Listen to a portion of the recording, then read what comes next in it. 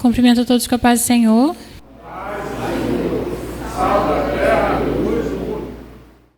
Também a maneira de abrir as suas Bíblias em Efésios capítulo 6, do versículo 10 ao 16, que diz assim: E finalmente, meus irmãos, sede fortes no Senhor e na força do seu poder.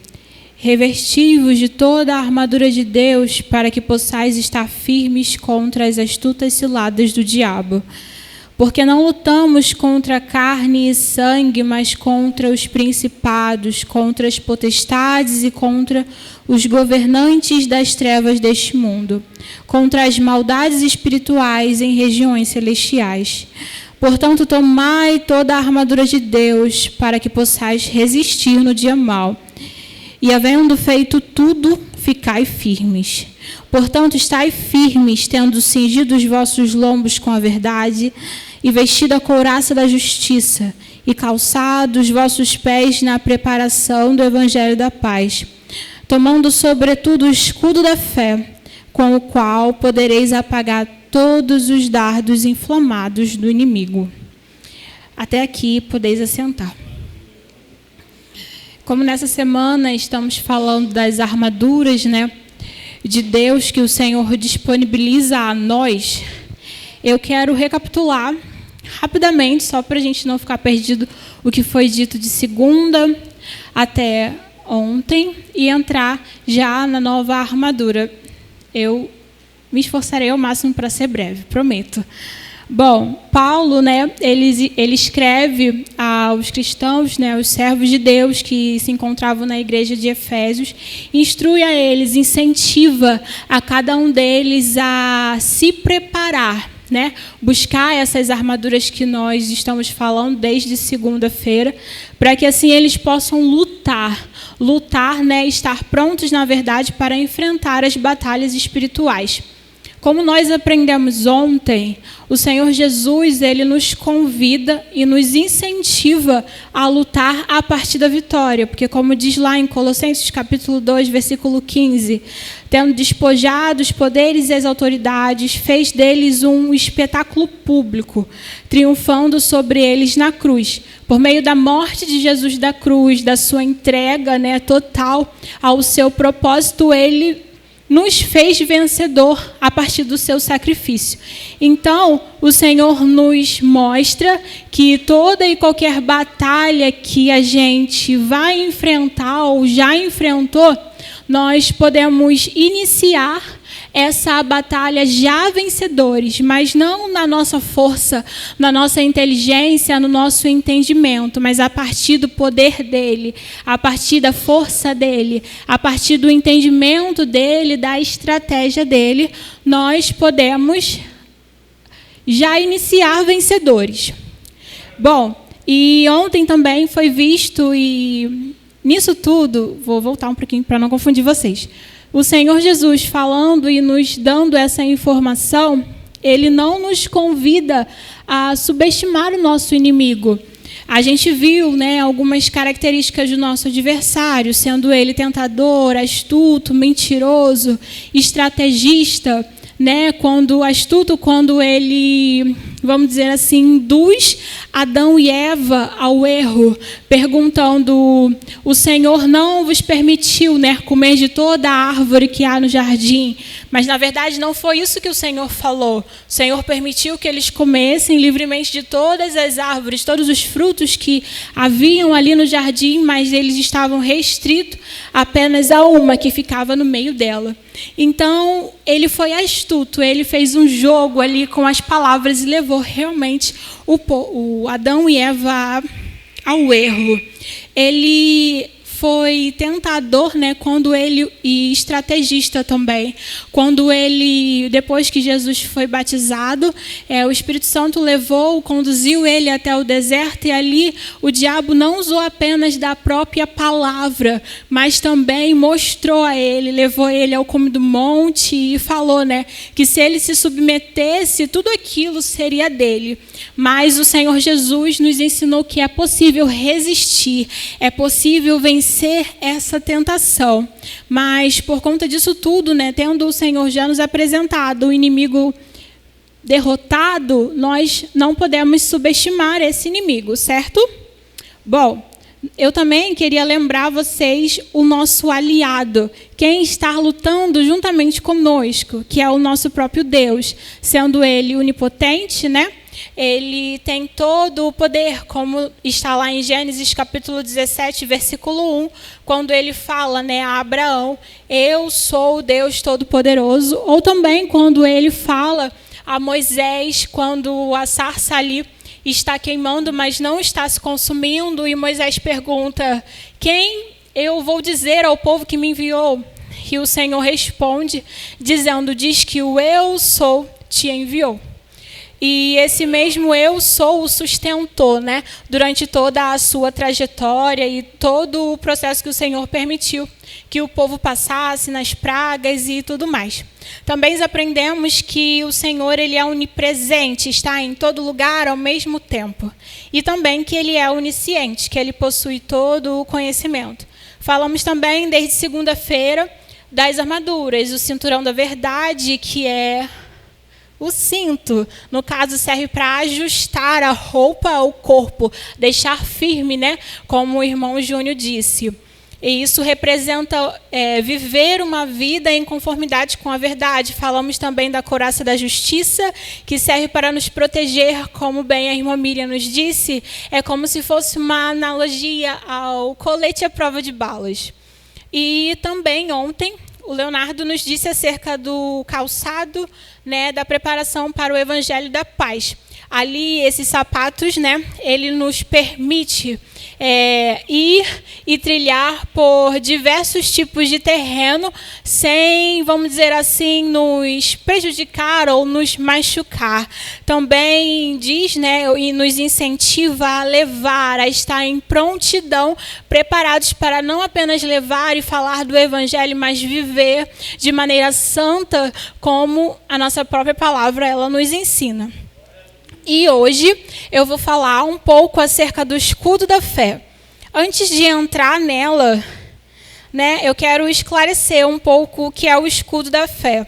O escudo da fé, como todos sabem, né, aquela figura do soldado romano com aquele escudo grande e bem pesado. Ele serve para nos proteger contra os dardos, contra, vamos dizer assim, as flechas que o inimigo nos lança, ou também, como nós vamos ver mais para frente, serve para não defender apenas a nós, mas também as pessoas que estão atrás de nós. Vocês vão entender lá na frente. Bom, com isso, eu vos apresento o escudo da fé. E eu queria desde já, destacar algo interessante. Desde do cinturão da verdade, a couraça da justiça e os calçados do evangelho, todos eles são armaduras individuais. Ou seja, cada soldado tem a sua, assim como o capacete também. Mas estudando um pouco acerca do escudo da fé, o Senhor me ajudou a compreender que essa parte da armadura, ela não serve apenas para me proteger, mas ela também vai me ajudar a proteger aqueles que estão atrás de mim. Eu, vendo e estudando acerca dessa mensagem, eu lembrei de um filme que o meu professor passou quando eu ainda estava no ensino médio, um tempinho atrás, não muito distante, que ele colocou, né, os 300 espartanos, né? E tem uma cena bem interessante desse filme que mostra onde estão os espartanos, né? Eles estão no meio de uma pedra, vamos dizer assim, e todos eles estão com os seus escudos pareados. E o inimigo está vindo de encontro a eles. E o interessante é que eles permanecem ali firmes.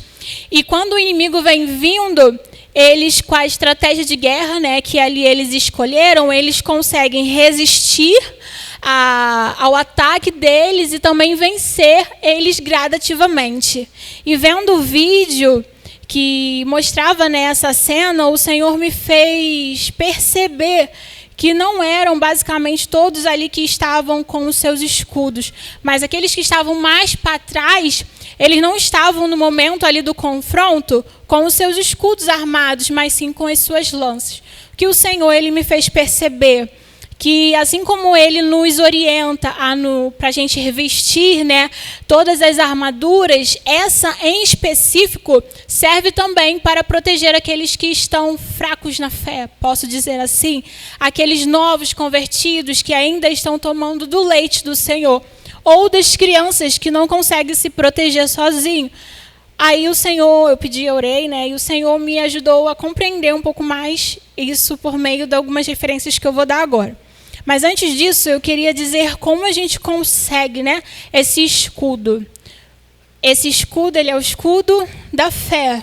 E como diz em Romanos 10, 17, diz que de sorte que a fé é pelo ouvir e o ouvir da palavra de Deus. Então, nós conseguimos essa fé por meio da palavra do Senhor, ouvindo esta palavra, estudando esta palavra, nós conseguimos esta fé. Entretanto, essa fé ela precisa ser fortalecida. Então, da medida que a gente vai estudando e meditando e literalmente vindo e ouvindo, nossa fé é fortalecida. Mas em Tiago 1, Tiago, capítulo 1, versículo de 2 a 4, diz assim: meus irmãos, considerem motivo de grande alegria o fato de passarem por diversas provações, pois vocês sabem que a prova da sua fé produz perseverança. E a perseverança deve ter ação completa, a fim de que vocês sejam maduros, íntegros, sem lhes faltar coisa alguma. Então eu percebi que, na medida das nossas provações, das dificuldades que aparecem no meio da nossa jornada cristã, a nossa fé também ela é fortalecida. Sabrina me mostra onde está que esse escudo, ele não serve apenas para me proteger, mas para proteger aqueles que estão na minha responsabilidade, posso dizer assim. Eu quero levar vocês agora lá para Marcos, capítulo 5, que vai relatar a história de dois personagens que eu particularmente gosto muito. Um deles é Jairo e a outra é a mulher do fluxo de sangue. Em Marcos 5, ele começa a nos relatar, né, a história de Jairo, que tem a sua filha muito doente. E assim ele recorre, né, a Jesus, pedindo para que Jesus vá com ele até a sua casa, para que assim ele possa impor as suas mãos sobre ela e assim a menina sarar. Bom, Jesus percorre todo o caminho com ele e uma grande multidão juntamente com eles vão. Só que no meio desse caminho, eles encontram ou são interrompidos por uma mulher que a palavra de Deus diz que ela sofria de uma hemorragia, né, de um fluxo constante de sangue ali. E ela literalmente interrompe a caminhada deles, vamos dizer assim, o progresso deles. E analisando um pouco mais acerca desta mulher, primeiramente, eu vejo que, como a palavra do Senhor também diz, ela recorre a muitos outros recursos e não consegue melhorar ou ficar curada. Mas depois de ouvir o que o Senhor fazia, porque Jesus realizava e estava realizando constantemente muitos milagres ali em Cafarnaum. Então, isso tudo está lá em Marcos 5, está em Mateus também e em Lucas, ok? E quando ela ouve a palavra de Jesus, ouve acerca de tudo quanto Jesus estava fazendo, de todos os milagres que ele estava realizando, ela é motivada. E aqui eu quero frisar algo. Não é qualquer palavra que nós vamos ouvir que vai fortalecer a nossa fé, que vai motivar, nos gerar em nós confiança. É a palavra de Jesus. Lembrando lá o que diz em João, que o próprio Jesus é a palavra encarnou e habitou entre nós. Então não é qualquer palavra que aquela mulher ouviu. aquela mulher, ela ouviu a palavra, ela ouviu o próprio verbo, aquele que tem todo o poder, aquele que tinha ciência. Deus Pai tinha ciência de tudo aquilo que ela estava vivendo. Isso motivou a sua fé. Isso motivou ela a tomar uma atitude. E a palavra do Senhor diz lá em Marcos 5 que ela colocou em seu coração: se eu tão somente tocar na orla do seu manto, eu serei curada. Sabrina, onde está o escudo da fé? Vocês logo vão entender. Essa mulher vai, rompe a multidão e toca na orla do manto de Jesus e é curada. E naquele momento, antes de entrar em Jairo, eu paro aqui um pouquinho só para os irmãos compreenderem. Lembra lá que a fé, ela vem pelo ouvir da palavra e gera em nós uma motivação, ela também serve para nos proteger. E por que eu falei que ela pode ser usada para proteger outros, para motivar outros, para ajudar outros? Porque essa mulher, quando ela tomou essa atitude, esse exemplo, esse relato foi deixado na palavra de Deus para nos motivar. Talvez a atitude dela naquele momento, ela não soubesse ou nem passasse pela sua imaginação que a sua história seria contada tantos e tantos anos depois. Mas a atitude daquela mulher, a fé daquela mulher, o ouvir dela, da palavra correta, da motivação que gerou em seu coração, gerou nela cura, mas também gera cura em nós hoje. Alcança pessoas também hoje. Então, por isso que eu digo que a fé, o escudo da fé, não serve apenas para me proteger dos dardos, das tentações, das dúvidas, sabe, que acontecem e pode acontecer com todos nós, mas também serve para motivar e proteger, ajudar quem está conosco, aqueles que estão mais fracos. Bom, eu quero também recorrer a Jairo. Como eu disse, aquela mulher parou. Ela, vamos dizer assim, Jesus parou de andar, parou de prosseguir rumo à casa de Jairo. E no momento que aquela mulher começou a contar para Jesus que ela havia sido curada, e eu creio, que como mulher gosta de falar bastante, eu creio que ela ficou contando toda a sua história. Olha, Jesus, eu passei por tanta dificuldade durante 12 anos. E Jesus é tão maravilhoso, e eu quero abrir uma aspa aqui para dizer que Jesus não apenas curou a sua doença física, mas ele curou a sua saúde emocional, a falta que ela tinha. Pensem comigo, aquela mulher, ela não poderia estar no convívio da sua família. Há quanto tempo aquela mulher não havia sido tocada? Há quanto tempo aquela mulher não recebia um abraço? Há quanto tempo aquela mulher não sentava à mesa com os seus pais, com a sua mãe? Há quanto tempo ela não se relacionava com as pessoas? Mas naquele momento Jesus não deu apenas a cura do seu corpo, mas a cura da sua alma. Porque Jesus diz, logo no versículo depois, que ela relata tudo, Jesus fala: filha, não chamou ela de qualquer pessoa, não chamou mulher, mas disse: filha, a tua fé te sarou. Há quanto tempo aquela mulher não era chamada de filha? Sabe, há quanto tempo aquela mulher não era acolhida? Jesus, ele não faz uma obra pela metade, mas ele age de uma maneira que nós não compreendemos. Voltando a Jairo, Jairo viu e estava presente quando aquela mulher falava. E enquanto ela falava e Jesus conversava com ela, homens da sua casa chegaram e falaram: olha, não perturbe mais o mestre, porque a sua filha morreu.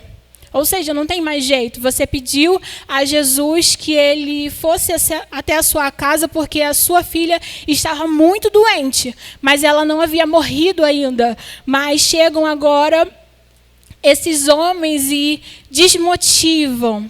Vamos trazer para o texto de Efésios 6. Flechas, dardos são lançados no coração de Jairo. palavras que muitas vezes são lançadas em nosso coração, que nos desmotivam, que nos tiram, vamos dizer assim, da reta que nós estávamos seguindo, tiram e deslocam a nossa confiança de Jesus. Mas como o Verbo que encarnou e estava ali, liberou a palavra, sendo Ele mesmo a palavra. E Ele motiva novamente, como diz lá em Romanos, a fé vem pelo ouvir e o ouvir da palavra. A palavra foi direcionada a Jairo e Jesus disse: não temas, crê somente. Quando Jesus ele chega à casa de Jairo, todos nós sabemos, ele ressuscita a sua filha. E aqui eu digo que naquele momento, quando Jesus lança uma palavra a esta mulher, a sua fé, calma. Quando Jesus lança uma palavra a Jairo, a sua fé é fortalecida. E naquele momento eu creio que o seu escudo da fé é erguido. E ele segue em direção à sua casa. Mas o seu posicionamento de fé, de crer e acreditar e se permitir ser fortalecido pela palavra, não gerou cura, restauração e ânimo somente para ele, mas gerou cura, restauração e ânimo para toda a sua casa, que seria, vamos dizer assim, testemunha ocular da ressurreição da sua filha, que apenas tinha 12 anos. Então eu ratifico e afirmo a fé, o escudo da fé, ele não serve apenas para nos proteger. A fé que vem pelo ouvir e o ouvir da palavra de Deus, ela não serve apenas para nos fortalecer, mas serve para fortalecer a todos. Por isso que Jesus diz, Paulo diz lá em Efésios capítulo 4 que somos o corpo de Cristo. Não é todo mundo a cabeça, não é todo mundo o braço, não é todo mundo o olho, não é todo mundo a perna. Somos membros, fazemos parte do corpo onde Cristo é a cabeça. Nós temos direções diferentes para cumprir o mesmo objetivo. Nós temos aptidões diferentes, jeitos diferentes de agir. O Senhor nos usa de maneiras diferentes para cumprir um único propósito. E por isso que juntos, em unidade, o Senhor deseja que a gente siga. E por isso que também, nas armaduras, eu creio que o Senhor não fugiria dessa premissa, desse princípio que Ele vem estabelecendo desde antes, de viver em unidade, de agir junto, de cooperar, de ajudar um ao outro. Então, quando literalmente nós vestimos as armaduras de Deus e estamos com os nossos escudos erguidos, nós não protegemos apenas as nossas vidas. Nós não guerreamos sozinhos, mas em conjunto. Junto com os nossos escudos pareados vencemos. Porque muitas vezes nós passamos por guerras espirituais árduas, pesadas e longas, que muitas vezes sozinhos nós não vamos suportar.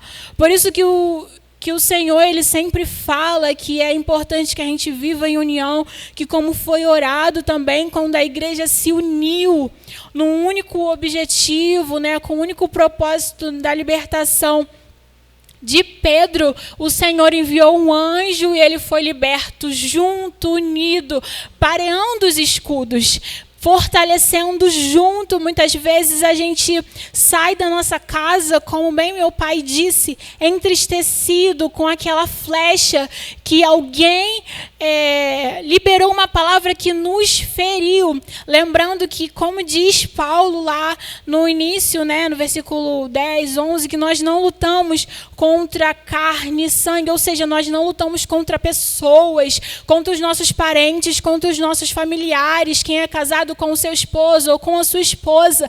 Nós lutamos contra os principados e potestades. Então, quando nós damos brechas, nós literalmente baixamos a guarda, o inimigo toma a direção e nos usa como instrumento, lembrando que o Senhor nos criou e nos formou e nos designou para ser instrumento deles, mas quando nós baixamos a guarda, quando nós permitimos, o inimigo nos seta com pensamento, com sentimentos, e nós nos permitimos lançar palavras que ferem, que machucam ou que colocam dúvida na mente e no coração dos nossos irmãos, e assim servimos como instrumentos do inimigo das nossas almas. Mas quando literalmente, mesmo assim, mesmo atribulado, mesmo entristecido, mesmo setado ou acertado por um dardo que o inimigo nos lançou, porque nós baixamos a guarda, ainda assim nós viemos à igreja. Ainda assim buscamos pela palavra, porque entendemos o que Romanos diz, que a fé vem pelo ouvir e o ouvir da palavra de Deus. E se ouvirmos a palavra de Deus, seremos fortalecidos. E assim as nossas armaduras permanecerão e assim tudo fará sentido. Porque não adianta eu apenas colocar o cinto, colocar a couraça, colocar o sapato e o capacete, se o meu escudo e a minha espada não estiverem ali também. O Senhor não fala, peguem uma parte da armadura, mas vistam todas as armaduras. E para finalizar tudo isso que o Senhor colocou no meu coração, eu quero ler com vocês lá em Neemias, capítulo 4, a partir do versículo 14. E eu olhava e me levantava e dizia aos nobres e aos governantes e ao restante do povo: não os temais, lembrai-vos do Senhor, que é grande e terrível, e luta pelos vossos irmãos, vossos filhos e vossas filhas, vossas esposas e vossas casas. E sucedeu que quando os nossos inimigos ouviram que isto era sabido por nós, e que Deus havia transformado o conselho deles em nada, todos nós retomamos a muralha, cada um para o seu trabalho. E sucedeu que, daquele tempo em diante, metade dos meus servos trabalhava na obra, e a outra metade deles tinha as lanças, os escudos, os arcos e as couraças, e os governantes estavam por detrás de toda a casa de Judá. Aqueles que edificavam sobre a muralha, aqueles que levavam as cargas, com aqueles que carregavam, cada homem com uma das suas mãos trabalhava na obra e com a outra mão segurava uma arma. Porque os edificadores, cada um tinha a sua espada cingida ao seu lado, e assim edificavam. E aquele que soava a trombeta estava também junto a mim. E eu disse aos nobres e aos governantes e ao restante do povo: a obra é grande e extensa, e nós estamos separados sobre a muralha, um longe do outro. Portanto, no lugar que ouvides o som da trombeta, correi ali até nós, e o nosso Deus lutará por nós. Sabrina, o que diz esse versículo? Lembra que Neemias ouviu falar que as muralhas tinham sido... Jerusalém tinha sido atacada e as muralhas estavam ao chão. Lembra também que ele era copeiro do rei e que quando ele soube disso, ele orou e ele se arrependeu perante o Senhor. A palavra do Senhor diz também, lá em Neemias capítulo 2, que ele nunca havia se apresentado ao rei, levando o seu vinho ali entristecido. Ele exercia o seu trabalho de maneira excelente. Porém, nesse dia e nesse momento, por conta da notícia que o afligiu, lembrando de tudo o que Jerusalém, de tudo que o templo, de tudo que aquela cidade representava para ele, isso fez com que a sua motivação não esvaísse, mas com que o seu coração ficasse triste por conta daquela notícia. E depois de ter consultado o rei, e o rei ter ajudado ele com materiais e cartas, para reconstruir o muro começa a ser reconstruído. Lá no capítulo 3 descreve isso. Entretanto, no capítulo 4 diz que Tambalate e Tobias, e os árabes, e os amonitas, e os asdoditas, eles se reuniram contra o povo. E o interessante foi o que Neemias disse. Não quero destacar que ele disse: não temas, porque o Senhor é conosco. Mas eu quero destacar exatamente o que Paulo diz lá em Efésios e que Neemias faz aqui no Antigo Testamento. Ele fala: olha, com uma mão vocês vão trabalhar, mas com a outra mão vocês vão ter armas. E isso o Senhor nos convida a fazer hoje. Quando Paulo, ele convida o povo a literalmente colocar e a se preparar contra as batalhas espirituais, com as armaduras espirituais, Neemias faz a mesma coisa, só que com armaduras físicas. O povo, literalmente, eles, Sanbalat e Tobias, eles estavam ameaçando confrontar aquelas pessoas que haviam se disponibilizado a erguer novamente os muros. E ele diz, vocês vão erguer, vocês vão continuar erguendo, mas vocês vão armados. E assim o Senhor nos convida hoje a continuar executando a obra que Ele colocou em nossas mãos, a continuar fazendo aquilo que Ele nos designou a fazer, a continuar levando a palavra, lembra dos calçados, a continuar permanecendo, a permanecer lendo a sua palavra, nos fortalecendo, nos dedicando, renunciando, vivendo em santidade como a sua palavra nos diz, mas apesar de tudo isso, fazendo tudo isso com as nossas armaduras, porque lembra que o nosso inimigo, ele não é visível a nós não vemos, nós não conseguimos lutar contra ele com armas humanas, mas com armas espirituais. Então que a partir desta semana, nós venhamos despertar, porque o nosso inimigo, ele é real, ele não brinca. Enquanto aqui está tendo uma guerra. Aqui nós não vemos com os nossos olhos naturais. Uma guerra está tendo para você não ouvir a palavra. Uma guerra teve para você não chegar até aqui. E guerra acontece nas nossas casas para a gente não aprender da palavra, para a gente não meditar na palavra. As responsabilidades que temos no nosso dia a dia, se a gente não administrar corretamente diante do Senhor e pedindo a ajuda, tornam-se também empecilhos para a gente se proteger. As pessoas que estão conosco constantemente, vamos dizer assim, os ímpios, eles constantemente são usados, seus lábios são usados, suas atitudes são utilizadas para literalmente nos enfraquecer, para tirar de nós a confiança que recebemos, a força que recebemos quando lemos a palavra, quando em união ficamos aqui na igreja, muitas vezes o Senhor nos fortalece conversando com alguém. Às vezes estamos falando com qualquer coisa que talvez não seja relevante, mas o Senhor vem e no meio daquela conversa que parece irrelevante, o Senhor nos fortalece. Por meio dos testemunhos ouvidos, o Senhor fortalece a nossa vida, a nossa fé. Muitas vezes por meio de um louvor que é louvado com todo o coração, nos fortalece, nos ergue, nos motiva a permanecer e continuar. Então que quando a gente vier para a casa do Senhor, nós venhamos ter em mente a uma guerra, a alguém que não quer que eu ouça a palavra, porque compreende e entende que essa palavra, além de me libertar, vai me fortalecer, vai me ajudar a seguir no caminho que o Senhor deseja que eu trilhe. Para quê? Para alcançar o alvo, para alcançar a Cristo, para literalmente chegar no final de tudo. Olha, meu filho, você resistiu até aqui, então está aqui o seu prêmio, está aqui o seu galardão.